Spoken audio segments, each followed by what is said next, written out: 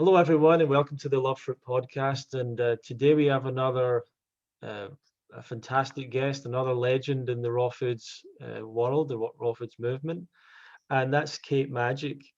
And Kate actually goes back to about 1993 when she started with the raw vegan lifestyle, and she wrote the UK's first raw food recipe book, and also the first superfood recipe book as well. She travels internationally giving classes and workshops on the raw vegan lifestyle. She's the founder and creative director of Raw Living, and she's also apparently got a radio show as well, or on Soho Radio London. And yeah, someone that's well known in the UK and around the world as an expert in raw foods. So, Kate, is there anything else you'd like to say in terms of introduction to yourself? No, I'm just really glad to be here. There was a time when raw foods was a lot more popular and I used to get interviewed all the time. It's a long time since someone's asked me about the movement. So it's really, it's a really joy to be here. Well, let's start talking about that. That's quite interesting. So what was happening then? Why do you think it was popular at the time, and why did it catch on? And do you want to talk about that a little bit? Yeah, no, that's a really interesting question. As you said, I started kind of in the early 90s and I just started myself intuitively. And the first kind of structural thing I came across was Fresh Network, who I'm sure you know about. Fruitarian and Raw Energy Support and Help, it stood for. Yeah. And it was founded by a lady called Susie Miller. I think, I don't want to give a date, but mid-90s probably. Late 90s maybe. And it was just like an A4 printed news sheet, and with it you got the names, because this is pre-internet, you got the names and addresses of all the members. So you basically knew everyone in the country that was raw food. And I think I looked through your thing, I think you've had Anne Osborne on, haven't you? Yeah. Yeah, she was one of the originals. Karen Nola, she was one of the originals. There was a guy called Steve Charter. I don't know if you have come across him. He wrote a permaculture book. And Chris Kennett, do you know Chris Kennett? No, I don't know them, no. He started he was one of the founders of Festival of Life, which was a raw vegan festival that went on for a few years in Conway Hall in Redline Square in kind of like Holborn area. Mm-hmm. So it was kind of, I don't know, I think there was about 100 of us. and then Shazzy came along. Shazzy kind of livened everything up quite considerably. And from there, it just started getting more and more popular. So that's kind of early 2000s, probably when I met Shazzy. And she did quite a few retreats. I did a few retreats with her. Karen took over Fresh Network, as you probably know, and it became a lot more kind of professional. And at that point, really, everything we had was coming from America. And there was David Wolf started around the same time as me. There was Gabrielle Cousins, Brian Clement, and most of the information we had was coming from America. And there wasn't really so much happening in Europe. And then over that kind of period, Europe started catching up. And so that's when I started getting invited to travel. And I traveled a lot around Europe, teaching classes and, sharing information. And it kind of got to a point, I would say, around maybe like 2012, 2013, where we'd got to a point where we were kind of on a level, I would say, with the Americans. And, I'd go to places like Sweden or Denmark or Switzerland, and there'd be a raw food cafe, a raw food restaurant, like someone had a superfood line, there was a raw chef, that had her own recipe book out, maybe someone with a TV show, like it all started getting like that. And so that was really the peak, I would say, of its popularity, 2013 maybe. And then it's kind of been in decline since then, for lots of reasons. But I think the thing that's happened is there's a lot of elements of raw foods that's got incorporated into the mainstream, like raw chocolate or kombucha or juicing. All those things weren't around in the 90s. Nobody had a juicer in the early 90s. Nobody ate raw chocolate. Nobody made kombucha. So there's kind of all these elements, sprouting, you know, Yeah, for or people sure. go plant-based or alkaline. So there's elements that have been incorporated. But while that's happened, the actual thing of being a raw foodist is actually never been less popular in the whole time that I've been doing it, strangely. That's so interesting. That's so interesting. Well, let's go back to your upbringing and stuff. Were you brought up in an alternative lifestyle or alternative diet? How did that journey happen for you? Yeah, no, I was really totally mainstream. 70s Britain was fish fingers and frozen peas. Yeah. Wendy's or Wimpy was like the treat. Yeah. Knickerbocker Glories, that was like my treat. And I just always intuitive, you know, I can look back now and I can understand better, but I think everything's frequency. Everything has a frequency. Raw foods has a certain frequency, and I naturally gravitated towards that frequency, although I didn't understand that when I was a kid. But I never liked normal food. I never liked bread. I never liked rice. I never liked meat. I never liked dairy. So just intuitively, I became vegetarian and vegan. And as a vegan, I was eating mostly fruit and salads. And that's what felt right to me. And as I say, that's when I think 92, I discovered Fresh Network.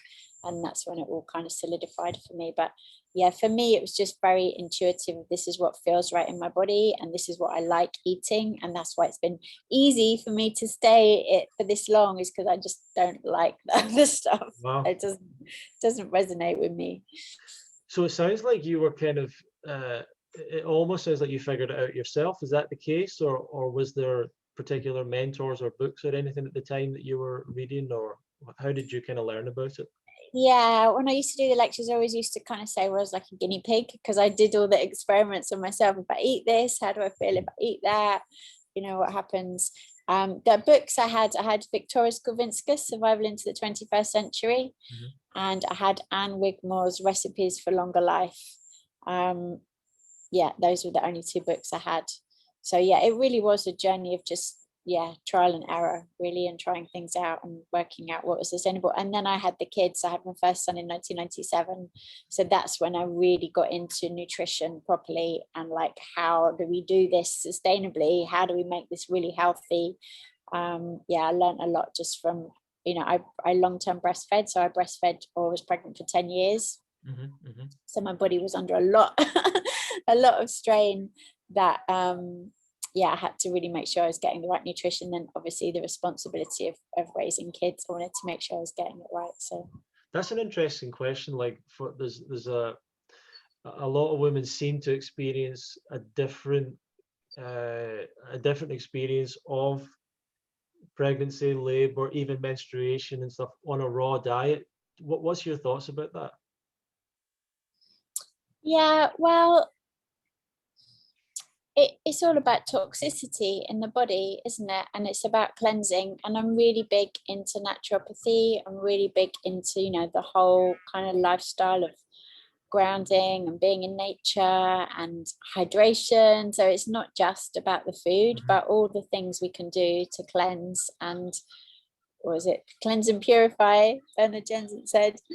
Then our bodies just operate as they're meant to. I mean, you know, in terms of monthly cycles, I think a huge part of the difficulties women have is due to dairy products and the estrogen that's in the environment.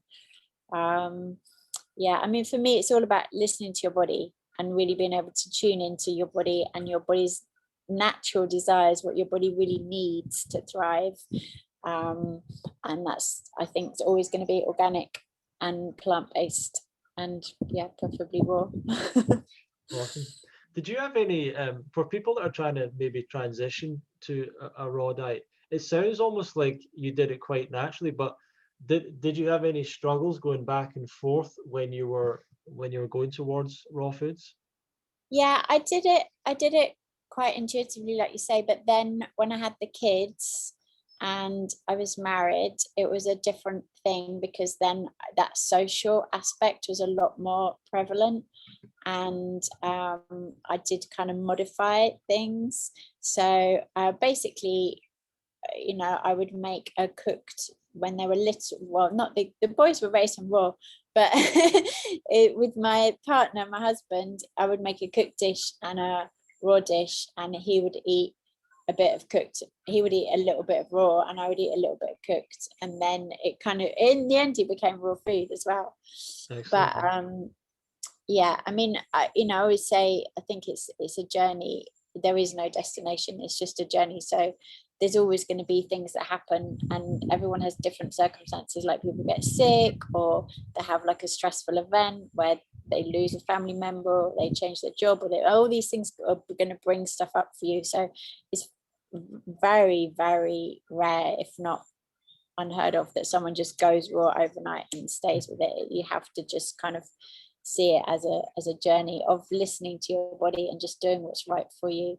And it's very, and I think, to answer your original question, is why it's not more popular at the moment, it's very high vibrational, right? If you're doing it, you have to be really clear, and you have to be really aligned, and that that takes a lot of other stuff, where you have to really just kind of know yourself. And we're in kind of quite a fake world, right? So people aren't always willing and ready, or able even, to do the work to really be in that place of self-awareness and self-honesty, isn't it? I mean, it's raw, isn't it? So you have to have that level of just like naked honesty about you. That word honesty is very important. I think that's, people struggle with that a little bit. Something I want to ask you as well is you've obviously been a successful entrepreneur. You've done a lot of different things. You've got the Raw Living website, the books that you've written. Obviously, you've been teaching around the world. Have you always been creative and entrepreneurial like that, or was it through getting into raw foods that you started to explore that side? That's a good question as well. I call myself hyper creative. I'm one of those people that just has to be making something all the time. If it's not a new recipe, then it's a new DJ mix or whatever. I've always got to have a creative project on the go. But I think definitely, and that's what actually the radio show is called, The Magic Mix, and it's about looking at how health impacts creativity. So I interview artists, mostly musicians, DJs, about how looking after their health impacts creativity, because I do think it has a big, because I mean, being here in Bali, if any of your audience have been to Bali, they'll know the people here are so close to nature, and they're also so creative. They're so creative, and I think that's divine feminine, right? That's just the energy within us, is to be creative when we are in touch with ourselves, and living in our purpose, living in our dharma. So definitely, I think that maybe was one of the reasons I was so drawn to raw foods, and I so thrived on it, because I really did feel how it facilitated my ability to have that kind of level of output that I always have ideas. I'm always having more ideas, things I want to do. So eating the raw foods gives you that ability to like keep up with your overactive imagination. Amazing, yeah. And I'm wondering if part of the reason you started to do the classes, the books and things like that is because there wasn't really anyone else doing it at the time. Is that part of your inspiration to do it, or did you just realize that people needed it? Were people asking you for it? Like, how did that all happen? Yeah, I mean, not to sound too grand about it, but I do see it as a kind of mission.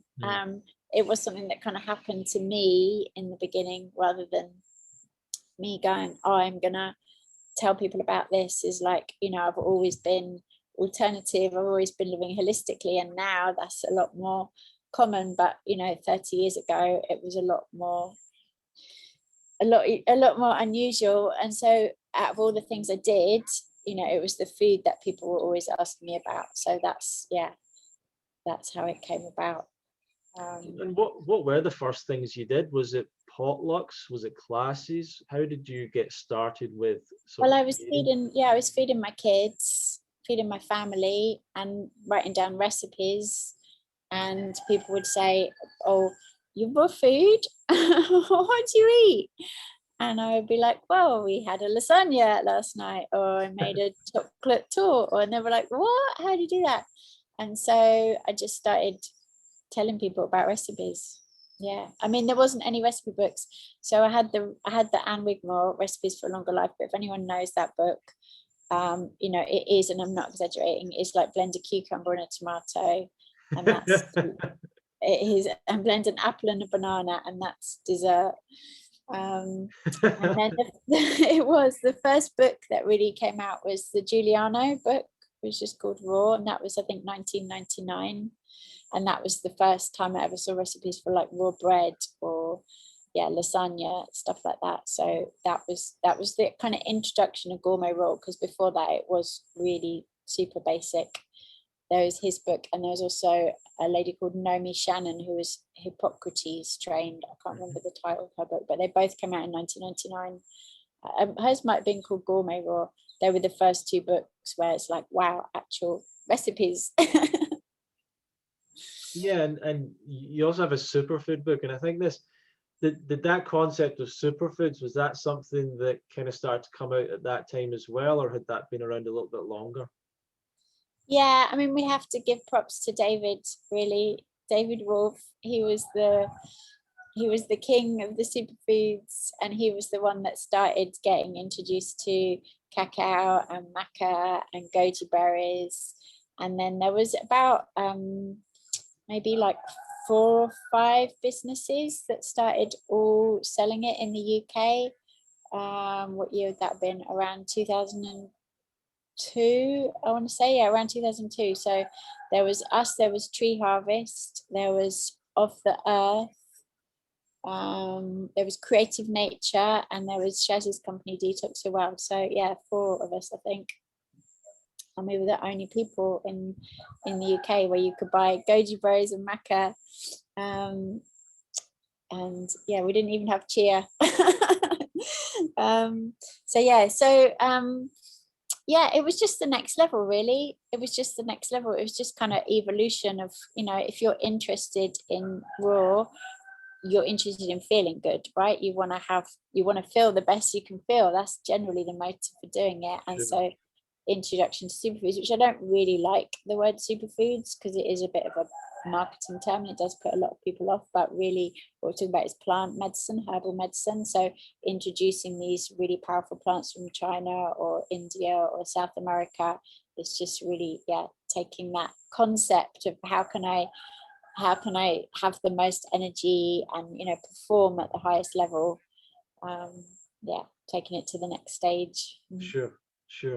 And I'm just so curious about back at that time, like this is really before social media, I suppose, but there would have been internet and websites, I guess, and forums and things. But what was really happening back then? Were there big events going on? Like, what was there?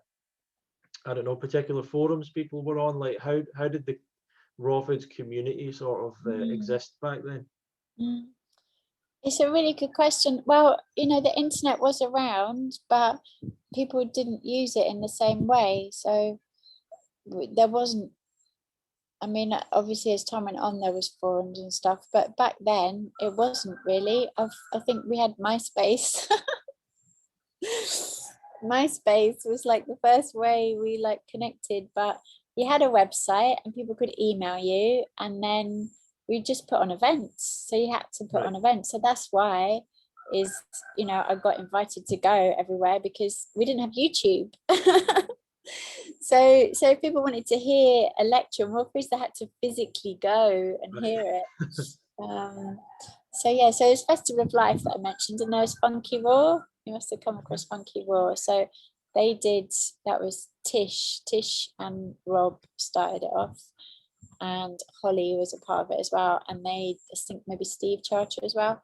They did maybe 4 of those, I want to say, festivals, like summer festivals. And then Festival of Life was just a 1-day thing in Conway Hall. And then Shazzy did retreats. Shazzy did maybe like 3 or 4 retreats in that period. David Wolf would come over every year. That was always a big event. Brian Clements is always traveling. Brian Clements has been coming over every year since, yeah, at least 20 years, I think.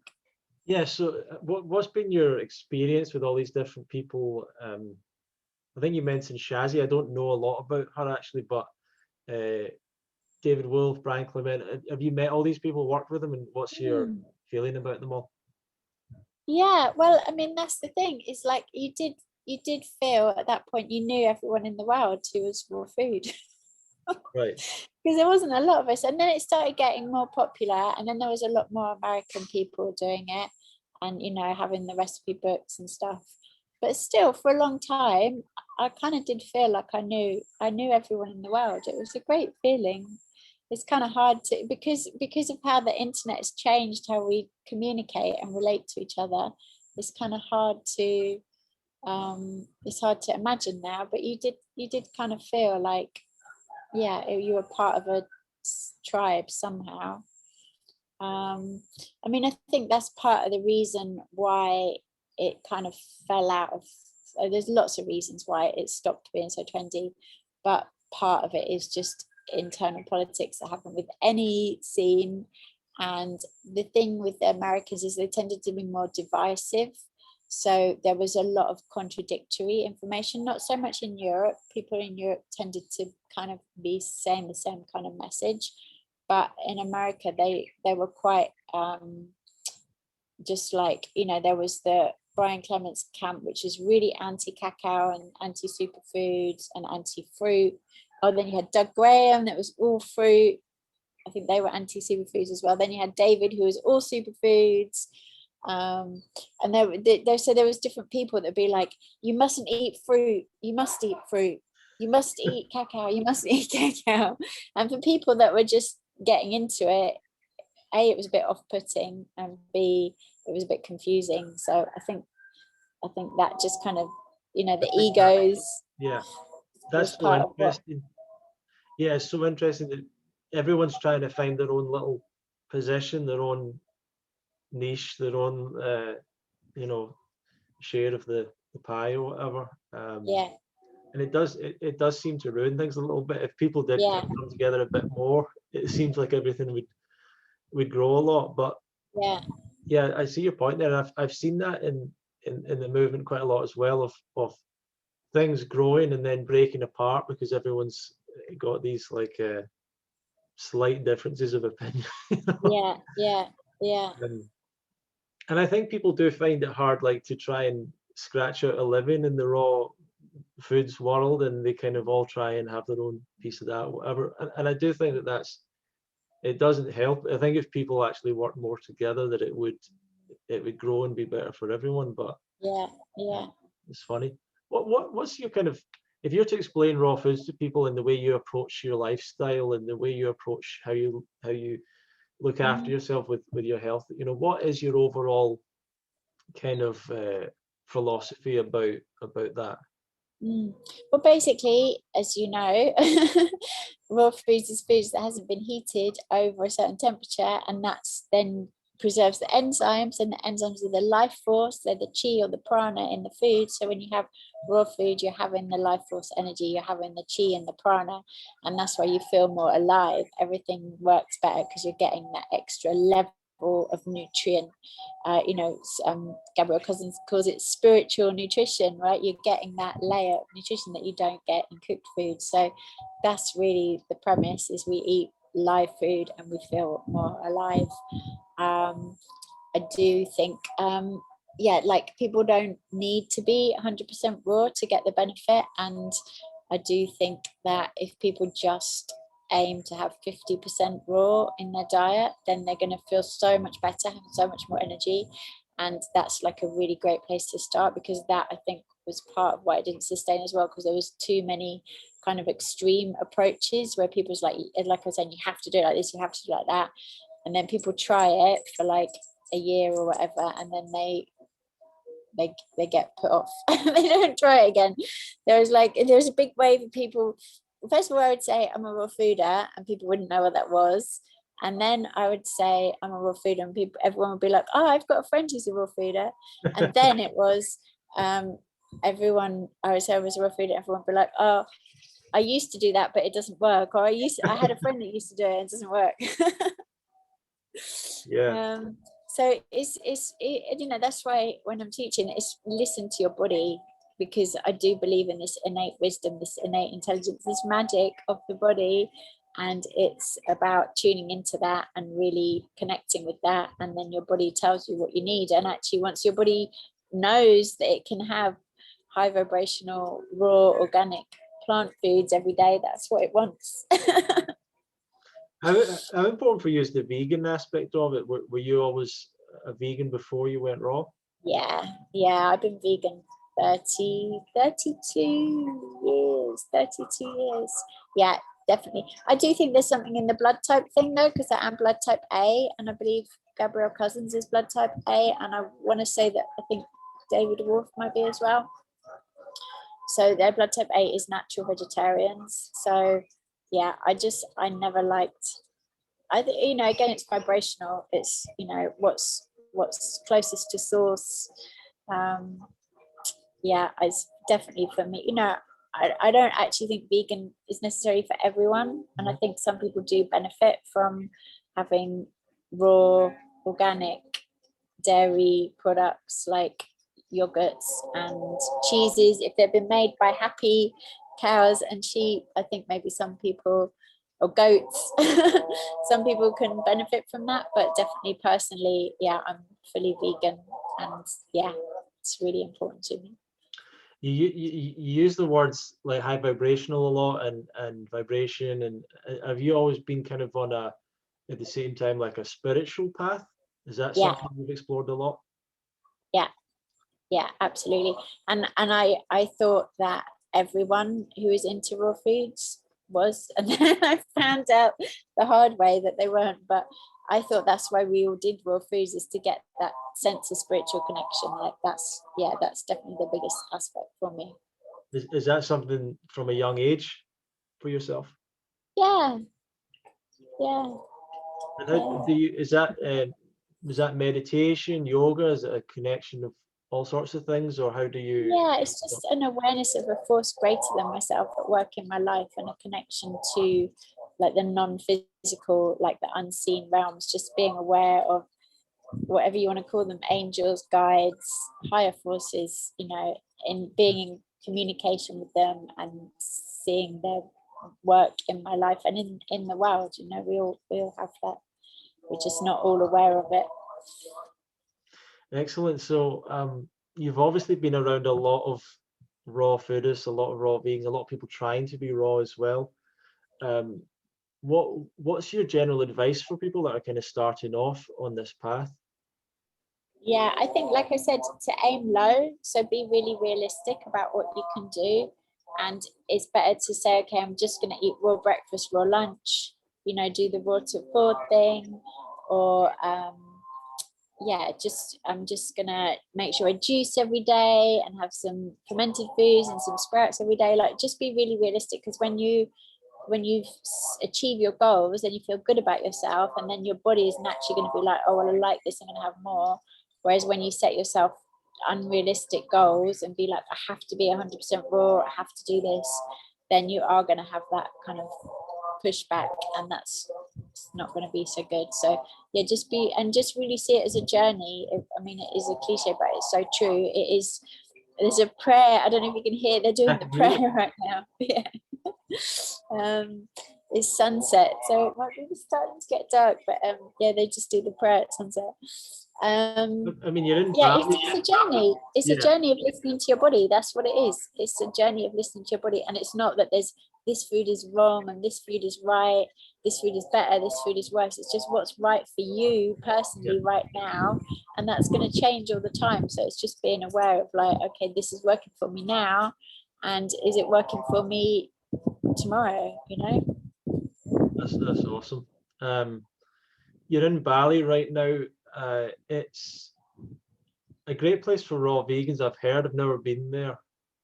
Is part of the reason you're there because of you know, the food that's there, and I know there's Yeah. mostly restaurants and stuff, or is it more than that? Yeah, I it guess? used to be LA. LA used to be raw vegan paradise, and LA's pretty cool still. There was at one point I was told there was 22 raw restaurants in LA. Oh my God. Yeah. And Erewhon was like the best, or is the best store in the world. It just had everything. That was the first time I went to Erewhon. It blew my mind to see like whole aisles of like kale chips and raw crackers and raw cheeses and kombucha, all this stuff. You can get any of it in the UK at that point. But yeah, Bali is amazing. Like the fresh produce is so good because it's volcanic soil. So the fresh produce is amazing. And where I am, there's an organic farmers market on a Tuesday. So he has the fresh greens. They have really, really good greens. They have really good fruit. If you're a durian fiend, like a lot of raw fooders are, like I think there's more wild durian in Indonesia maybe than any other country in the world. Oh yeah. So, and durians are like, if you find them in the little local shops, they're like £1, maybe £2 for a big one. Are you a fan of the durian and the tropical fruits there? Yeah, in the UK, I don't hardly eat any fruit.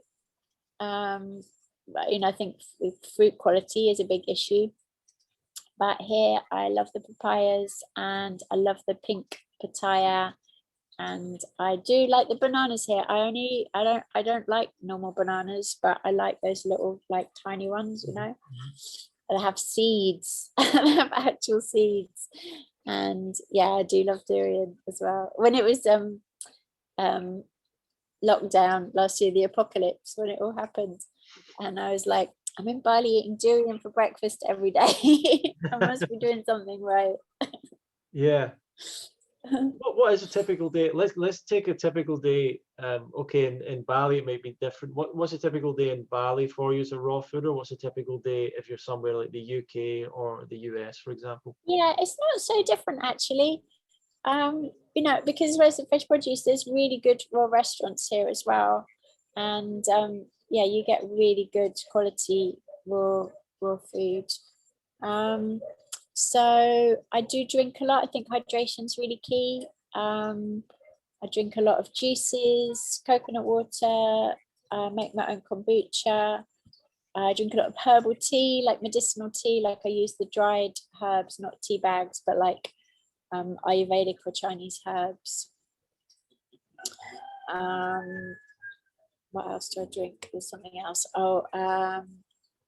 There's something else. Oh, milks. I make a lot of milk. So like at the moment I do a lot of coconut milk or hemp milk or almond milk. And I might put superfoods in like maca or reishi, stuff like that.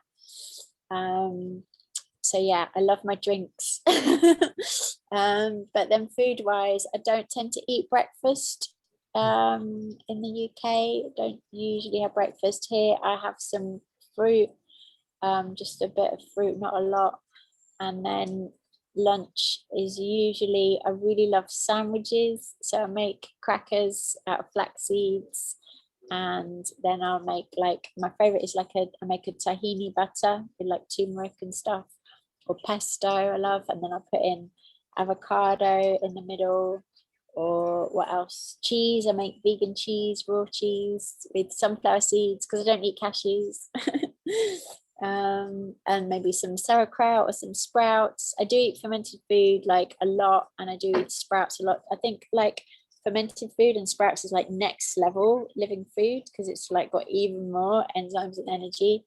So yeah, if it's got greens in and fats and fermented foods and sprouts and then a big dose of spirulina or chlorella or something, then I'm happy.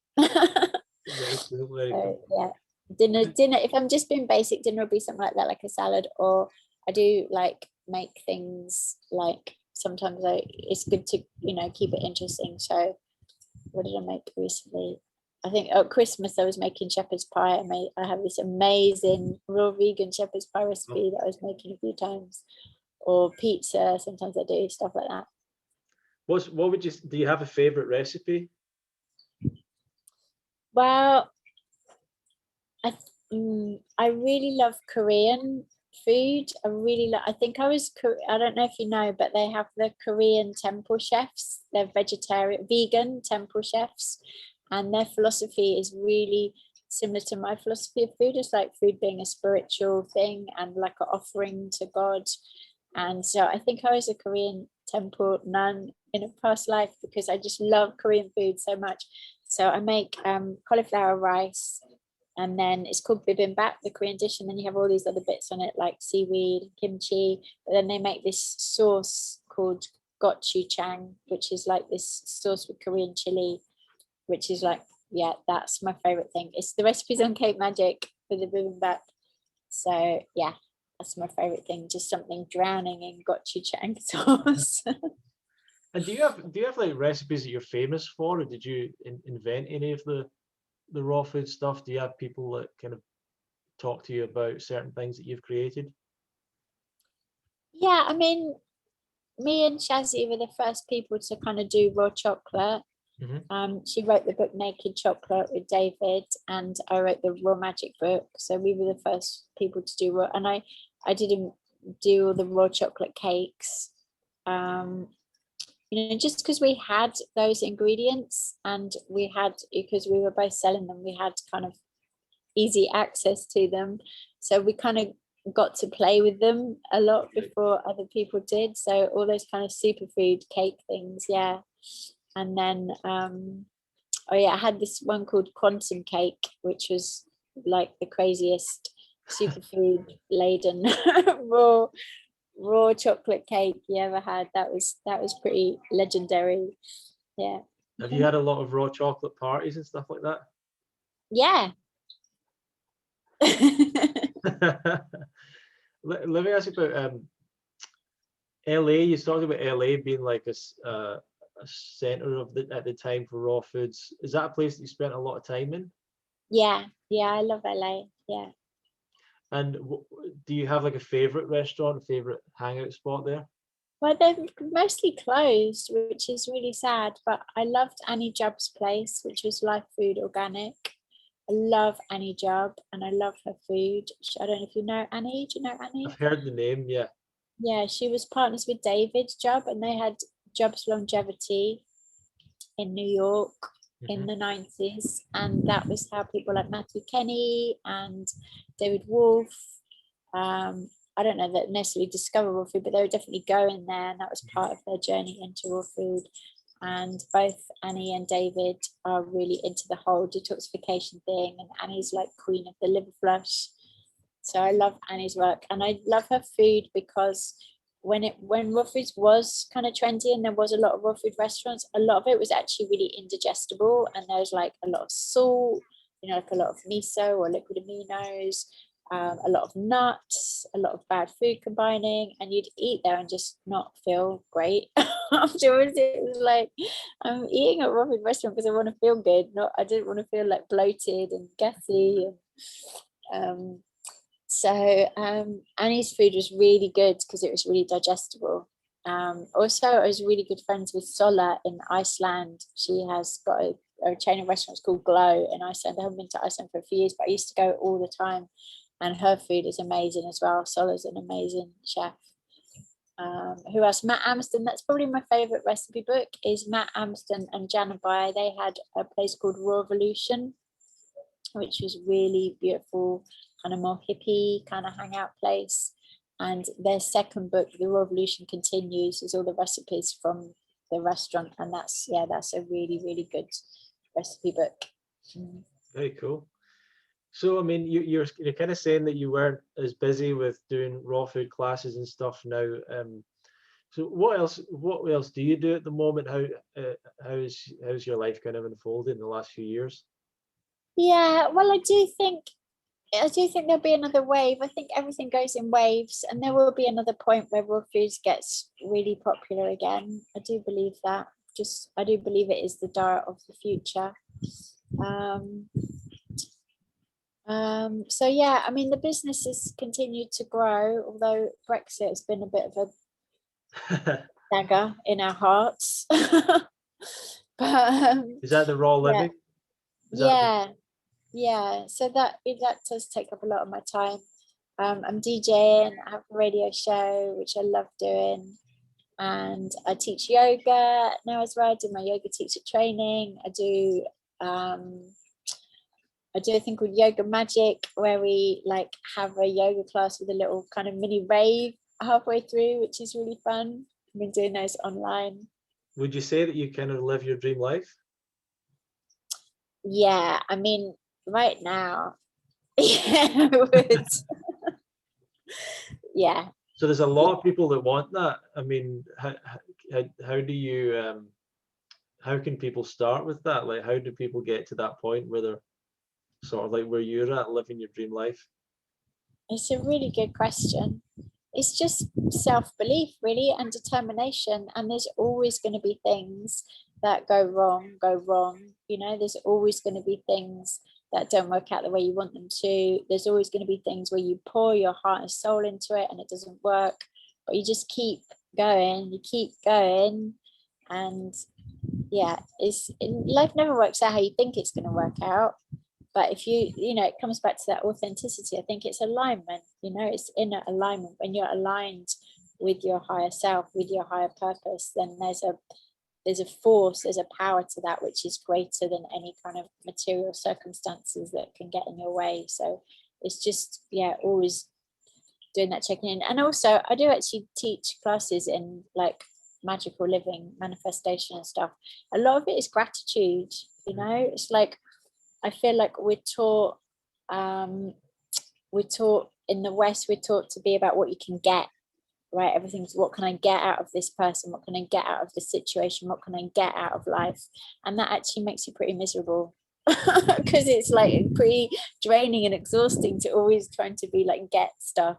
And actually it's about, divine feminine is receptivity and allowing and just being in gratitude and just actually realizing how blessed we are to be alive and what a miracle it is to be on the earth, and to just really anchor yourself in gratitude is one of the best ways to create abundance in your life and happiness. So just being grateful for what you already have. And again, I think with the food, it's so much easier to get into that state because you're in that connectivity with your natural state, you're in that connectivity with nature. So it's so much easier to keep that lens of just like a more pure lens rather than this kind of toxic mentality that we're indoctrinated with through advertising and all that stuff. Sure. Do you have any plans for the future? What do you see for the future, even of raw foods, but also for yourself? What do you see going ahead for yourself? Yeah, I love your questions. Thank you. You're asking really good questions. Obviously we've been in unprecedented times. I think there's a lot more to unfold still of what we're in. I think we're seeing the end of an old paradigm and the birth of a new paradigm, and raw foods is part of that new paradigm. And health is going to become more and more important to people, and true health, real health, and raw foods is just a part of that. So I've always had this vision, this utopian vision, and I still remain really committed to assisting the unfolding of that utopian vision. I do believe in new earth, and I do believe that we can have that kind of paradise lifestyle, and I do actually believe that it's not as difficult as it may look or far off as it may seem, because it's actually involves quite small just shifts in perception and understanding about how the world is run. So I do feel really positive that out of all this challenging scenarios that we've had in the past year, it's just becoming more and more clear, isn't it? It's like, who's lying, who's making shit up, and who wants the betterment of humanity. So I think out of this we're going to become more aligned with the people who are really working with us and for us, rather than giving our power and our energy away to those who are working against us. I mean, it seems that although raw foods maybe hasn't grown so much in the last 10 years or whatever, but the plant-based movement, or the vegan kind of plant-based thing, has really been growing a lot. How have you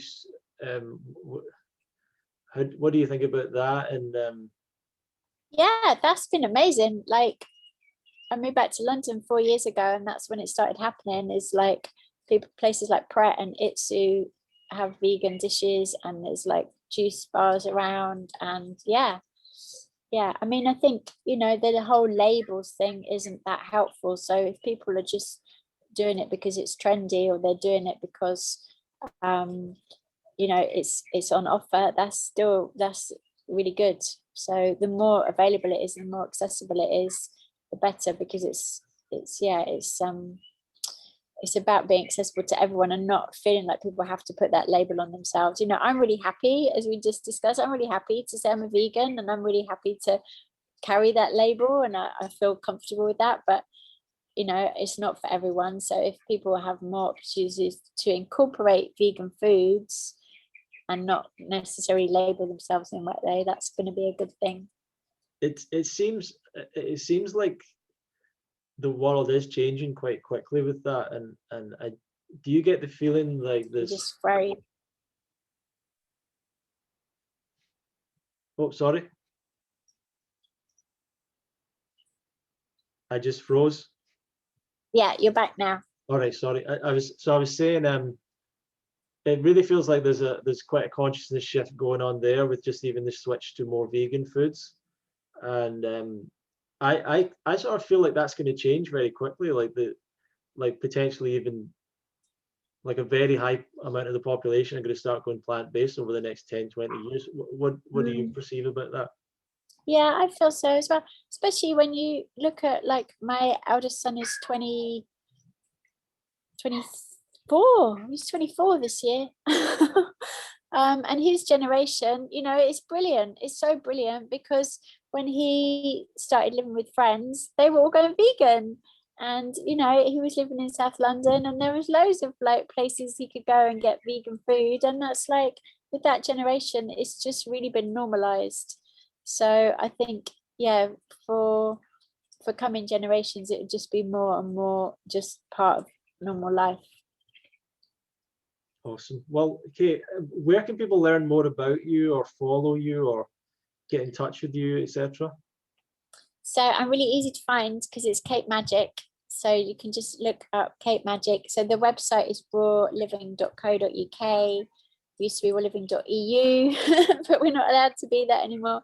So that's the shop. And then my personal website is katemagic.com. There's recipes on there, articles. I'm writing quite a lot at the moment. Interviews, events. I'm doing a advanced chef course in June in London. If anyone wants to come, got a couple of spaces left. It's yeah, we're doing the more advanced things, raw chefing. Yeah, I saw that on your website. It's a chef certification you do. Yeah. Excellent. Yeah. It's really fun. It's always really fun. I think I'm going to do a Lamas retreat. So a retreat in August, and that's going to be camping in teepees in near Milton Keynes, Bedford. So that'll be going up soon. The radio show is Soho Radio. So the link is mixcloud.com, Kate Magic /Kate Magic. I'm going to be doing stuff in Bali, obviously, when people can fly again. So yeah, the best way is, I guess, I really don't like social media, but it is there, Kate Magic on Instagram. I actually really like Telegram at the moment. I did set up a little Telegram group if anyone wants to join that. So the thing in Telegram we put is actually, I think it's actually _magic. It might be one word, actually magic. That's our little Telegram group. Excellent. Yeah. Well, thank you very much for joining us today, Kate. Thank you so much. Yeah, thanks everyone for watching and listening. Feel free to support the podcast by sharing this with other people or commenting, rating it, whatever you can do to help is appreciated. And you can follow us at fruitfest.co.uk if you want to get updates about future podcasts. You can join our newsletter to learn more about that. Thank you, Kate. And thank you for asking such great questions. no problem at all. And we'll see you all in the next episode of the Love Fruit podcast. Thank you.